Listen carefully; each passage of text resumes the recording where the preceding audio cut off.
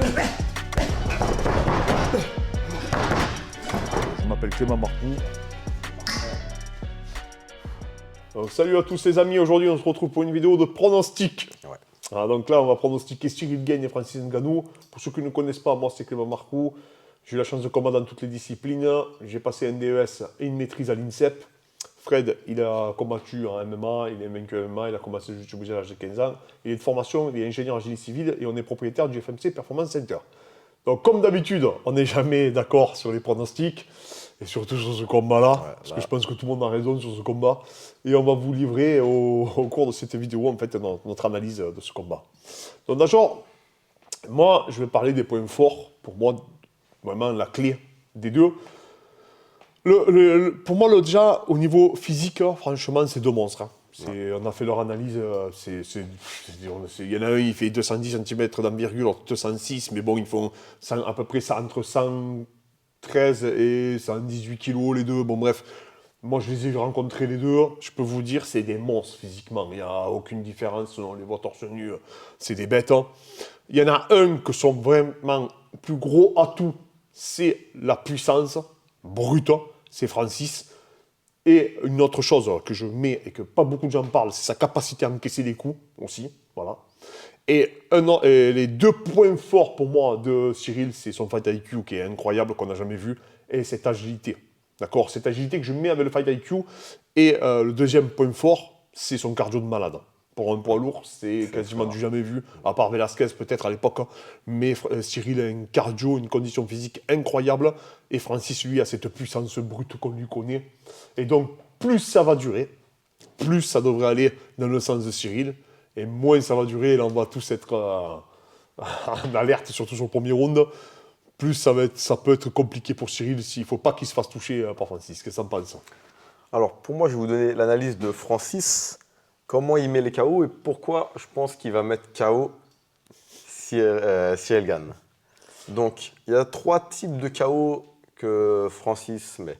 Les KO où l'adversaire lui rentre dedans ou soit se tourne. Donc, c'est-à-dire quand il se tourne, Junior Dos Santos qui s'est retourné et le MKO, ou Cain Velasquez qui est rentré dans les jambes.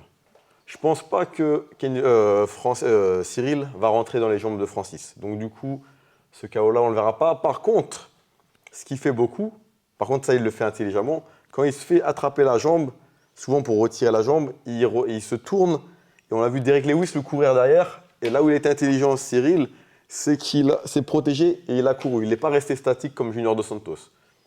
Donc, à mon avis, ce KO-là, il ne le prendra pas si il fait comme Derek Lewis, c'est-à-dire qu'il se tourne, mais qu'il reste protégé et qu'il prend la fuite. Donc, ces deux KO-là, que ce soit en double leg ou le dos, il peut le prendre s'il est un peu nonchalant. Le deuxième type de KO, c'est partir à la bagarre, le brawl, comme on fait Arlovski ou Overeem. Et je ne vois pas Cyril Gane partir à la bagarre parce qu'il envoie très peu de crochets. C'est beaucoup du direct, du jab. Et enfin, le troisième type, c'est Francis qui rentre dedans. Francis, deux fois, rentre en avançant, comme il a fait contre Jairzinho. Ou même contre Curtis Blade, il fait ses appels. Ou même contre Miocic, quand il met le down à Miocic, il rentre vraiment en avançant dessus. Ouais, en avançant. Et est-ce que Cyril va pouvoir, avec ses tips, Cyril a les armes pour bloquer les avancées de Francis, puisqu'il met très peu de crochets, il travaille beaucoup en ligne avec les tips, les front kicks, les jabs. Du coup, il peut l'empêcher d'avancer. Pourquoi Francis Ngannou va mettre KO Cyril? C'est que deux fois, Cyril a tendance à s'emballer. Donc, notamment au niveau du premier round avec Derek Lewis, il part sur un coup de genou sauté. Et ça, tout ce qui est coup de genou sauté, tout ce qui est rapproché avec Francis, on n'a pas le droit, on peut pas se le permettre. Il faut, pour moi, si Cyril veut gagner, il faut qu'il fasse 5 rounds de non-combat. C'est-à-dire de combat de décision très dur, en restant loin, en prenant zéro risque et en espérant que les juges lui donnent la victoire. S'il commence à rentrer avec un coup de genou sauté en premier round, ou à partir à un moment donné, il fait un échange avec Derek Lewis en brawl. Il veut me convaincre. Il se fera. Parce que le problème de Francis, c'est qu'il en suffit d'une seule. Et là où Francis peut être malin, parce qu'on sait quand même qu'il est malin. C'est pas. Oui, il est malin, c'est clair et net. Beaucoup ont cette image du côté Oui, Giorgino. ou même contre Miocic, qui a fait Voilà. un peu n'importe quoi. Mais quand Cyril met un down, je ne sais plus si c'est contre Derek Lewis ou quand il met son gauche à Derek Lewis et que Derek Lewis commence à tomber, Cyril s'emballe et part en brawl à la bagarre. Et Francis peut être assez malin pour moi pour, au moment où il se fait toucher, Faire un faux appel. faux appel. Derek Lewis l'a souvent fait d'ailleurs. Oui, et Derek Lewis, il a mis KO comme ça déjà des adversaires. Il fait semblant de le toucher et il balance derrière pour que les mecs lui rentrent dedans. Et pour moi, c'est la manière dont Francis Ngannou va battre Cyril Gane. Bon, alors moi, déjà, le problème, c'est que tout le monde dit oui, mais Francis, s'il le touche, il n'y a pas droit d'erreur. Pour moi, le coup, il n'y arrivera pas. C'est-à-dire que c'est un coup qui ne verra pas le jour, les amis. Pourquoi ? Parce que sa gestion de distance de Cyril, elle est trop remarquable. Je ne pensais pas qu'il passerait Volkov, parce que Volkov est grand et qu'il a des gros low kicks et que je me disais, il va arriver à casser la distance à Cyril, parce qu'il était plus grand que lui, il fait quasiment 10 cm de plus. Et en plus de ça, il a des gros low kicks. Je me suis dit, comme il change de garde, c'est un mec qui est mobile, parce que Francis a des gros low kicks aussi, il faut faire attention. Ouais. Je me suis dit, il va lui casser les jambes. Il n'a rien pu faire, parce qu'en fait, il est tellement compliqué, et il donne tellement de fausses informations, Cyril, que c'est perturbant. Contre Derek Lewis, qui est le plus gros puncher en activité, hein, il a même des meilleurs stats que Francis, et il faut voir. D'ailleurs, on peut comparer leur KO power avec, par exemple, comme face à Curtis Blade, quand il a mis le petit uppercut, Curtis Blade s'est carrément endormi, alors que contre Francis, il pouvait un peu réagir. Non, Derek Lewis est terrifiant de puissance, à n'importe quelle distance, hein, lui aussi, également, et de n'importe quel bras. Donc, Cyril, on a vu que ça ne l'a pas perturbé sa puissance. D'ailleurs, à un moment, il a pris un crochet en bout de course. Et comme il accompagne quasiment tous les coups et qu'il fait quand même quasiment 115 kg, et qu'on voit qu'il a un muscle du cou qui est surdéveloppé et des trapèzes surdéveloppés aussi, je pense qu'il a une capacité d'encaisser qui est incroyable. Maintenant, il ne faut pas prendre de risques. Hein. S'il veut encaisser des coups de Francis ou de Derek Lewis, si vous les prenez, vous dormez. Il faut n'importe qui, ça, c'est pas le problème. Maintenant, tout le monde dit oui, mais s'il est touché, il va être touché à un moment donné, etc. Pour moi, c'est un coup qui ne viendra jamais. Pourquoi ? Parce que déjà, derrière, il a Fernand qui le prépare. Fernand, il connaît Francis comme par cœur. Vous allez me dire, oui, mais il a évolué. Il a évolué, mais c'est le même combattant. C'est un mec qui se base sur sa puissance. On est tous d'accord pour le dire. Même s'il a évolué techniquement. La plus grande force de Cyril, c'est qu'il ne se met jamais en danger. Quand Derek Lewis a attaqué, à chaque fois, il fait 2 pas de retrait. Il ne vous donne rien, en fait. Il ne vous offre rien, Cyril. Il ne vous laisse rien. Et je ne vois pas comment, là, contre le mec le plus dangereux de la catégorie, il va vouloir céder de la place, il ne cédera rien. Et même, je pense qu'à partir du 3e round, il sait que là, et je suppose, hein, on suppose tous que la puissance de Francis décroît. Et à ce moment-là, je pense que c'est là où il va commencer à accélérer. Là où il va commencer à mettre des genoux. Là où il va commencer à donner des informations. Et oui, il se rue, Cyril, mais il se rue de façon très intelligente. C'est-à-dire qu'il accélère, mais il met des coups qui sont tellement particuliers où il est capable de vous mettre, on l'a vu contre Derek Lewis, à un moment il est au corps à corps, mais il met ce fameux uppercut qu'on a analysé, mais surtout, juste avant, il fait une action où il met un coup de coude retourné et il ramorce sur un coude après. Ce qu'on n'a jamais vu en poids lourd, c'est du jamais vu. Hein. Dans l'histoire des poids lourds, il y avait un peu Joe Jones qui faisait ce style-là, mais c'est incroyable d'avoir la lucidité de faire ça, et après derrière, il met un front kick sur le genou. Enfin bref, il donne tellement d'informations que moi je pense qu'il va le saper avec ses kicks. Je pense qu'il va lui faire mal en bas, il va lui faire mal sur les middle, il va le faire réagir, il va faire semblant de rentrer dans les jambes pour le perturber, il va rentrer au clinch, il va contrôler ses biceps, il va les mettre des genoux, il va ressortir. Et en fait, je pense qu'il va faire un combat vraiment pour gâcher les 2 premiers rounds de Francis, pour le frustrer et le forcer à se jeter. Francis, je suis quasiment sûr qu'il va se jeter. Pourquoi il va se jeter, à mon avis ? Parce qu'il s'est jeté quasiment à tous ses combats. Mis à part contre Derek Lewis, quand il a pris le jab, on a vu que là, il s'est dit « Oh, ça cogne, je ne peux pas me jeter. Si je me jette, c'est trop risqué. » Parce qu'il peut m'éteindre lui aussi. Les deux pouvaient s'éteindre. Hein. Si je refont 10 combats, ils vont s'éteindre 5 fois l'un, 5 fois l'autre. Mais je pense qu'on ne se rend pas compte, en fait, moi, d'une chose. C'est de la puissance de Cyril. Tu ne peux pas dissuader des mecs comme Volkov, comme Derek Lewis, qui sont des sacrés encaisseurs, hein, si tu ne cognes pas. C'est pas possible. Donc, pour moi, l'arme de Cyril, c'est qu'il boxe en gaucher souvent et que contre Curtis Blade, oui, on l'a vu, ça l'avait embêté à Francis. Après, le problème de Cyril Gane, c'est que souvent, quand il envoie ses middle, il se fait souvent attraper la jambe 2 fois.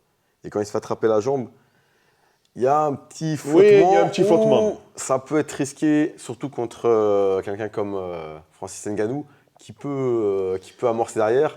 Et surtout, moi, c'est le coup de genou sauté contre Derrick Lewis au premier round. C'est trop prise de risque. Il l'aurait fait au 3e, 4e, 5e. Mais au premier round, se jeter sur un coup de genou, pour moi, c'était trop risqué. Ouais, mais parce qu'il savait que Derrick Lewis ne pouvait pas prévoir ça, c'est trop risqué. C'est là où il est incroyable d'ailleurs. Parce qu'il a une lecture du jeu que nous n'avons pas en tant que spectateurs. S'il l'a tenté, c'est qu'il peut-être il a senti des choses que nous, on ne sent pas. Vous savez, comme Khabib, on dit Khabib, il faut lui marcher dessus. C'est facile à dire. Cyril, moi, je vous dis en toute honnêteté, chaque fois que je le vois combattre, je me dis, mais pourquoi le mec, il avance pas? Pourquoi le mec, il met pas des low kicks? Pourquoi le mec, il le contre pas? Mais en fait, je pense que tous, ils pensent comme nous. Mais le problème, c'est que quand tu l'as devant toi, et c'est pour ça d'ailleurs que Cormier, Khabib et tout en ont fait leurs favoris, c'est qu'eux l'ont vu combattre. Eux ont vu qu'il doit poser des petits détails, des petits problèmes, tu vois, qu'on ne ressent pas. Mais attention, il est un animal face à lui, c'est sûr. Hein. Moi, je pense que Francis sait qu'il ne pourra jamais, déjà, il ne va pas chercher la lutte, ce n'est pas son style. Du coup, il ne peut pas battre Cyril dans son domaine, c'est-à-dire du in and out, c'est-à-dire rentrer, toucher sans être touché. C'est pas son style et c'est trop dur de battre quelqu'un dans son point fort. C'est comme si on aurait dit à Conor de lutter Khabib. Il peut pas, c'est pas dans son ADN entre guillemets. Donc Francis, pour moi, là où il va être malin, c'est qu'il va laisser Cyril Gane prendre la confiance et il sait qu'il y aura une occasion où il ne pourra pas laisser passer. C'est foudroyer, soit sur où il se fait toucher, Cyril prend la confiance et là il va envoyer. Il va devoir prendre ce moment et le saisir. Après, est-ce que quand il va le saisir, ça va mettre KO Cyril? Est-ce que quand il va le saisir, il va réussir à toucher? Est-ce que Cyril, c'est vrai que là où il est intelligent, c'est que quand il est en clinch, il a toujours les mains hautes, il a rarement les mains basses comme avait fait Arlovski. Est-ce qu'il y a plein de... Oui, il y a plein de questionnements, ça c'est clair. Moi, ce qui me fait peur, en fait, surtout, c'est que Francis, je pense qu'il va arriver avec une très bonne gestion de l'effort. C'est-à-dire qu'il ne va pas se jeter. Il va temporiser. Moi, je pense qu'il va laisser Cyril prendre la confiance. Voilà. Pour placer ce crochet. Et voilà. Et là, je sais que Francis qui est arrivé contre Miocic, il était quand même très calme la dernière fois. Il avait des mauvaises intentions sur les coups, mais il ne se jetait pas. Miocic s'est jeté. À un moment donné, quand il a touché Cyril avant de se faire mettre KO, il s'est jeté et c'est là où... Oui, bien sûr. Mais Cyril... Est-ce que Cyril va... Cyril, le problème, c'est... Est-ce qu'il va s'emporter ou pas? Et il a tendance un peu à s'emporter quand il... Ouais, mais il donne tellement d'informations. Il truque tellement. Et surtout, j'ai vu, il a un point commun avec tous, c'est qu'il les a tous rendus à moitié fous, les mecs. C'est-à-dire que tous les mecs, au début, ils avançaient sur Cyril. Parce que ce qu'il faut faire, c'est avancer. Il ne faut pas le laisser prendre le contrôle du truc. Tous, sans exception, ils ont avancé. Que ce soit Derrick Lewis, Volkov, le grand, là, à qui il a mis la talon, qui est très solide, là. Je ne sais plus comment il s'appelle. Il est vraiment énorme physiquement.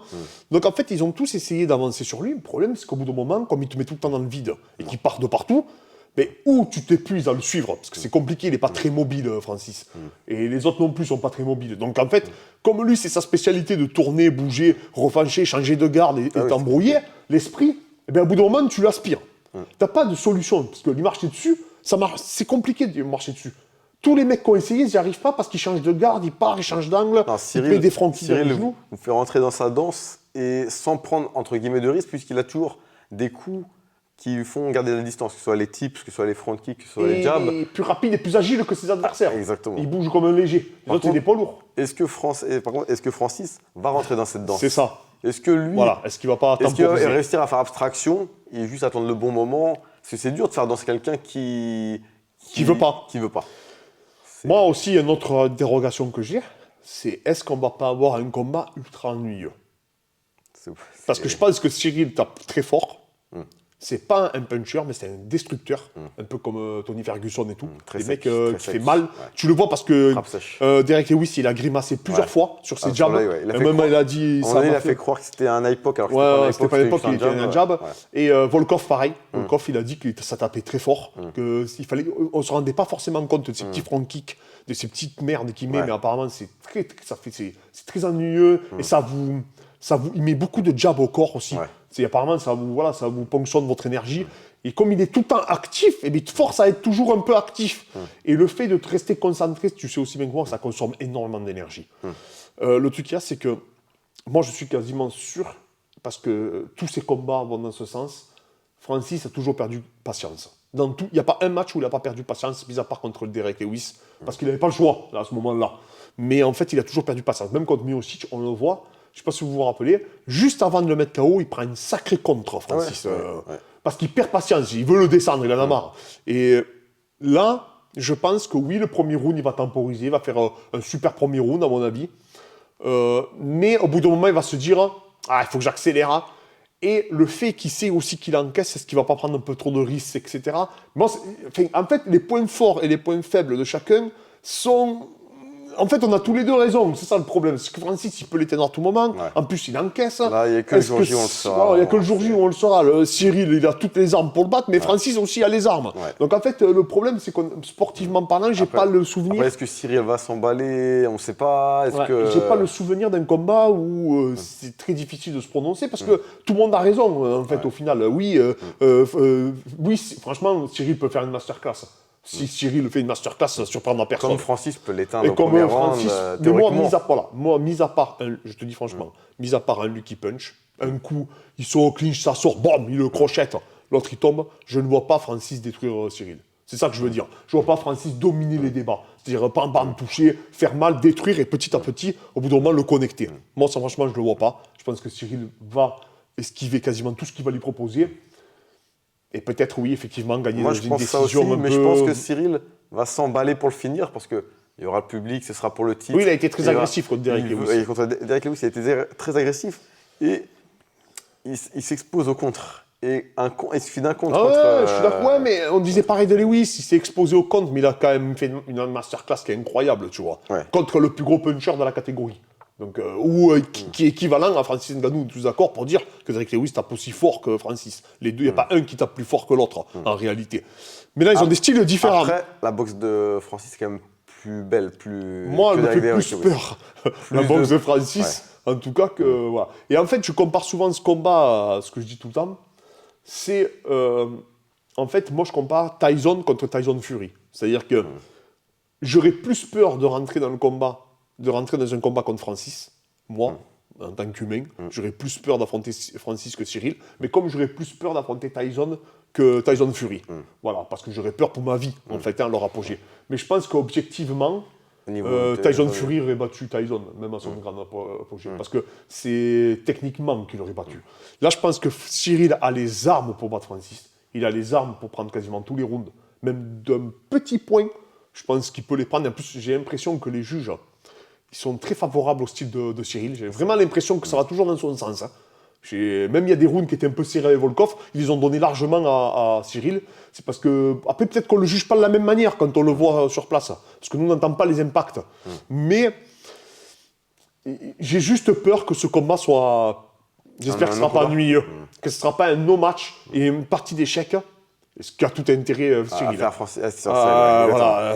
ennuyer à mort a tout Francis. Intérêt à aller à la bagarre. Et Cyril a tout intérêt à l'éviter. On a vu que Francis a déjà fait des no-matchs aussi contre Derek Lewis. Ça a fait un match où ils ne sont pas touchés. Mais oui, il y a le punch. Mais là, il y a l'enjeu. Parce que Francis, il y a un truc qu'il ne faut pas oublier. Il y a un enjeu qui est monumental pour lui. Si il bat Cyril avec la manière, il est dans une position incroyable pour négocier avec l'UFC. Par contre, là où Cyril a un avantage, c'est ce qu'a dit Michael Bisping, c'est qu'il a dit que quand vous êtes invaincu, à un moment donné, Bisping avait 14-0, 15-0, avec plusieurs victoires à l'UFC, il disait vous avez ce sentiment d'invincibilité. Ah non, mais il se pense... Quand vous êtes invaincu, vous avez une aura que vous perdez après quand vous commencez à perdre. Et Cyril est invaincu, Francis a perdu, du coup... Ça peut y jouer aussi au niveau... Ouais, c'est ça. En fait, Cyril, le truc qu'il y a, c'est qu'en plus, il reste sur une masterclass. Il ne sait pas le combat contre un truc qui avait été attaqué. Là, il vient de laminer un mec qui a battu Francis. Donc, psychologiquement, il se dit, j'ai affronté un puncher qui frappe aussi fort que Francis et qui vient de prouver, il vient encore de désarticuler un mec qui a le record de KO et je l'ai géré avec une facilité déconcertante. Donc là, tu te dis... Après, Francis a fait une masterclass contre Miocic. Oui, bien sûr. Mais ça a étonné personne. Tu vois. Alors que Cyril, personne n'aurait pu dire qu'il allait terminer Non. Derek Ouais, Lewis. c'est vrai. Pas au 3e round, du moins. Il aurait pu le terminer au 5e, on sait, Derek Lewis, il Oui, fatigue. il a pas fait. Là, ça veut dire que si ça aurait été un combat en 3 rounds, il aurait quand même terminé, Cyril. Alors que Derek Lewis, tout le monde disait que sur 3 rounds, il était quasiment imbattable. D'ailleurs, il ne voulait pas faire de 5 rounds avec Francis. Il avait dit, viens, on s'affronte en 3 rounds. Donc, c'est ça qui fait qu'il est dans un... Comme tu dis, il a une aura, en fait. Ouais. Il est dans un flow. Ce qui est sûr, c'est que Francis, il a son apogée. Ce qui est sûr, c'est que Cyril n'est peut-être pas son apogée techniquement, mais il a son apogée psychologiquement. Psychologiquement, ouais. Ça, c'est clair. Et là, donc, je pense qu'on a un des combats du siècle. Moi, je le mets au même niveau que le combat Crocop-Fedor à la grande époque. Ouais, à la grande époque, ouais. Tu vois, Au où, Pride. où Crocop pouvait éteindre Fedor sur un high kick Et- à tout moment, ouais. on savait. Et Mais Fedor. c'est quand même Fedor qui l'a battu. Ouais. Donc, c'est pour ça que je dis que Cyril gagnera le combat. Et toi, tu dis que c'est. Francis Pronostic Ngannou. alors Francis Ngannou. Comment? Par KO dans les 3 premiers rounds. D'accord, vous avez entendu. Et moi, je pense Décision. TKO, 4e round pour Cyril Gagne. D'accord. Où il arrête physiquement. Francis pourra plus répondre et l'arbitre pourra arrêter le match. D'accord. Donc le restaurant On est est en risque, jeu. hein. Le Je prends des restaurant risques, est en hein. jeu. Voilà, merci encore et pensez à nous dire si vous aimez ce format et on continuera à faire nos petits débats de pronostiqueurs.